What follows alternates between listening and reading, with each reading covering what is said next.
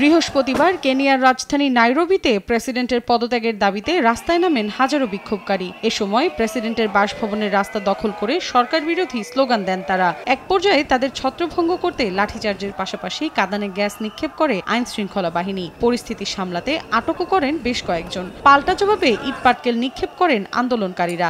এতে রণক্ষেত্রে পরিণত হয় পুরো এলাকা।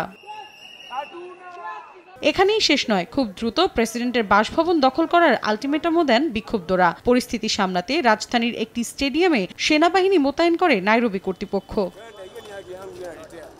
শুধু নাইরোবি নয়, দেশটির বন্দর নগরী মোম্বাসায় এবং পশ্চিমাঞ্চলীয় কিসুমু শহরেও অব্যাহত রয়েছে বিক্ষোভ। কর বৃদ্ধির প্রস্তাব বাতিলের ঘোষণা দিলেও প্রেসিডেন্টের এই আশ্বাস বিশ্বাসযোগ্য নয় বলে জানান তারা।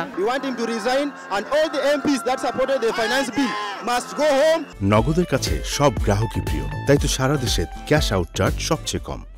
মঙ্গলবার কর বৃদ্ধির প্রতিবাদে ফুঁসে ওঠে কেনিয়া। এদিন দেশটির পার্লামেন্ট ভবন চত্বরে প্রবেশ করে ভাঙচুর চালায় বিক্ষোভকারীরা। আগুন ধরিয়ে দেয় ভবনের একটি অংশে। তাদের ছত্রভঙ্গ করতে কাঁদানে গ্যাস ও জলকামান নিক্ষেপ করে পুলিশ। তবে পরিস্থিতি নিয়ন্ত্রণে আনতে ব্যর্থ হয়ে এক পর্যায়ে বিক্ষোভকারীদের লক্ষ্য করে গুলি চালায় আইন শৃঙ্খলা বাহিনী। এতে বেশ কয়েকজন হতাহত হন। তাদের ভেতর বেশ কয়েকজনের অবস্থা গুরুতর হওয়ায় বাড়ছে মৃতের সংখ্যা।